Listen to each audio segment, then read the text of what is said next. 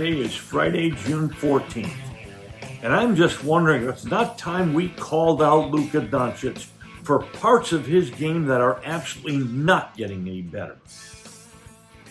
And now, a word from our title sponsor. Are all financial advisors fiduciaries? Fewer than you think. Not knowing could reduce your lifestyle. Hi, I'm Mitch Kramer, founder and CEO of Fluent Financial. A fiduciary is a regulatory term to reduce conflicts of interest in wealth management. A fiduciary always works in your best interest. A non-fiduciary advisor might put their compensation or company ahead of yours. At Fluent Financial, we are certified financial planners acting as fiduciary advisors. To learn more, go to fluentfinancial.com or Fluent Financial's YouTube channel. There's been a significant development in your laundry room. Laundry detergent sheets, not dryer sheets, but the same concept. Paper thin, remarkably efficient. Just toss one into your load of clothes and voila! Sparkling clean and smelling great.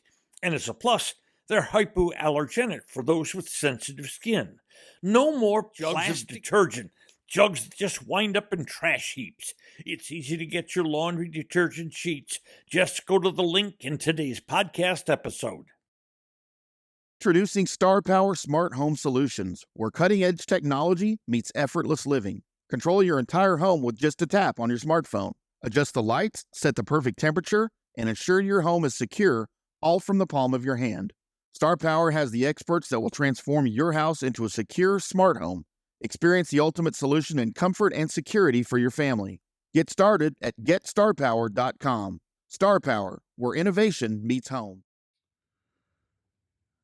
Luka Doncic is an absolutely fantastic offensive player. He's putting up numbers that have literally never been seen before in combination of points, assists, and rebounds. And his numbers in the NBA Finals are terrific.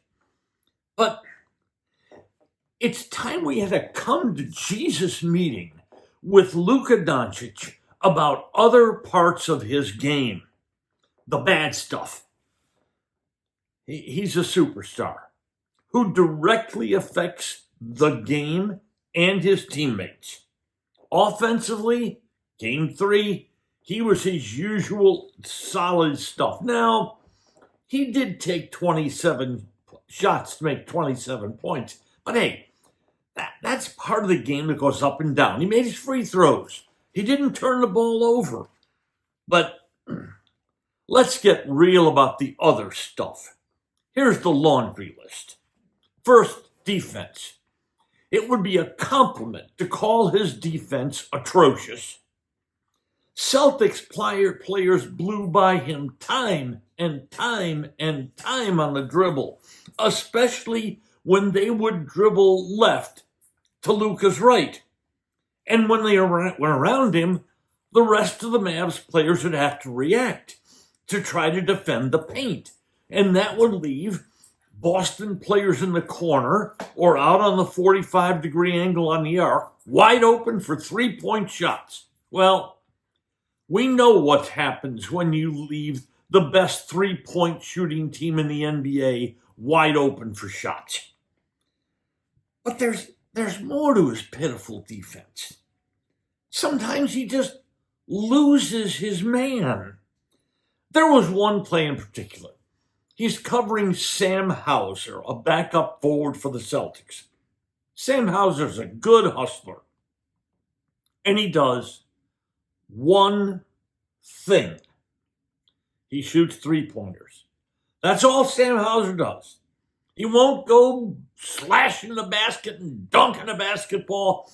He's a three-point shooter who hangs out hoping that other Celtics players will create a situation where he is wide open.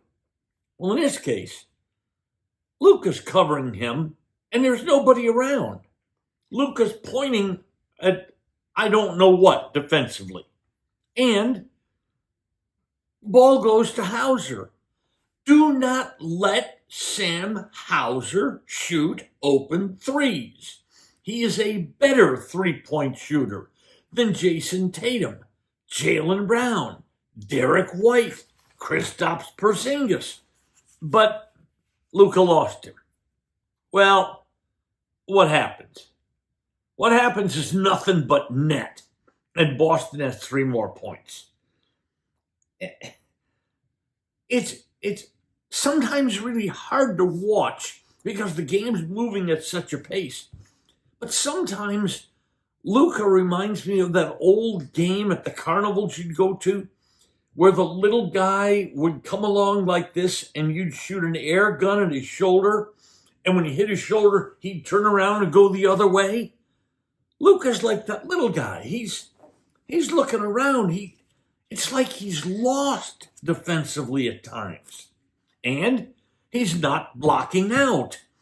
He allowed Celtics 3 times clear paths to offensive rebounds.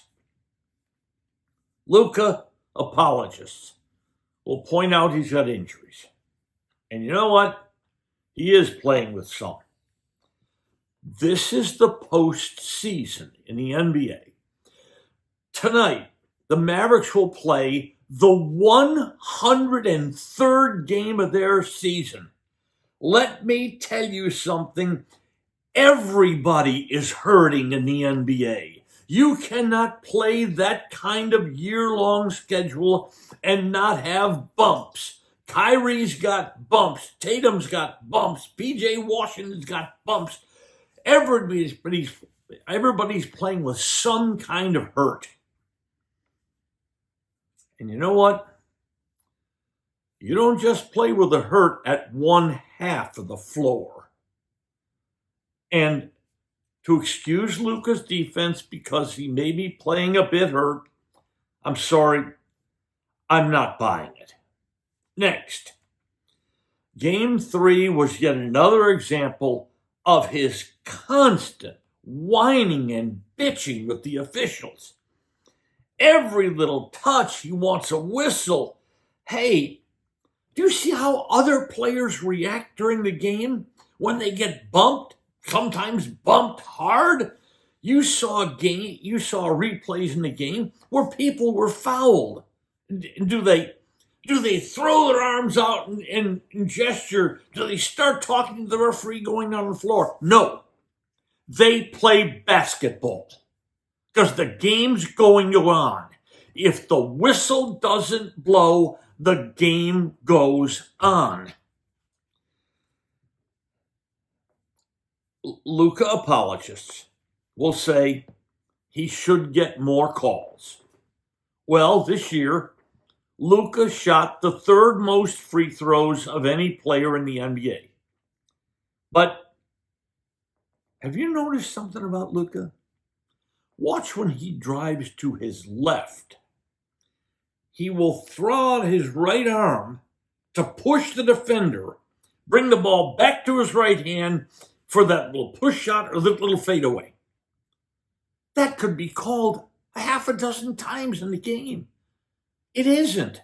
Luka gets away with bumping and pushing when he has the ball. That is part of the NBA game. Do we like it? No, not necessarily. But the NBA is a tough, physical game. Everybody gets bumped or shoved or touched at some point. And that constant bickering, that is not a way to curry favoritism with the refs in the NBA. And Luka, I wonder if you've noticed this. Luka, it seems, is attempting more and more to draw fouls by going to the ground after shots. I'm going to guess Luka spent more time on the floor, literally on the floor of the AAC than all the other Mavericks combined. And he fouled out with a little over 4 minutes left in a 1-score game. The foul itself, well, we'll get to that in a minute. But Luka would not have had 5 fouls. He would not have been in that predicament had he not committed a couple of silly frustration fouls earlier in the game. Luka committed 4 fouls in 7 minutes in the fourth quarter. Now, foul number 6, that was the most questionable. It was close, a very close call. He tried to step in front of Jaylen Brown to draw a charge. Wait a minute. That was 35 feet from the basket. 35 feet from the basket. And suddenly Luka's trying to draw a charge? Hey, there's 4 minutes and 12 seconds left. You cut a 21-point lead down to 3. Celtics leading come down to 93-90 when Luka committed the foul. And why? Why did he commit the foul? Okay, it was a close call. It was reviewed. I know a lot of people think it should have been challenged, but think is the word that's operative here. Luka must think in that situation. I know he's frustrated, but he's of incredible importance to the Mavericks to stay on the floor. You just can't put yourself in that situation, and he should know that by now. Hey, everybody in this league gets frustrated. A lot of players get frustrated a lot, but you have got to keep your head. Yes, he is 25 years old, but this is year 6 in the NBA for Luka Doncic. And don't forget before that, he had signed to be a professional on Real Madrid's European Championship team at the age of 16. This is a decade now that Luka has been playing top-level basketball. Shouldn't he understand the way the game is officiated? And that you must play some level of acceptable defense? There's no questioning. This is a generational talent as an offensive player. But there's also no questioning that he's a liability to the team and his teammates defensively. And he is the NBA's, in my estimation, number 1 whiner.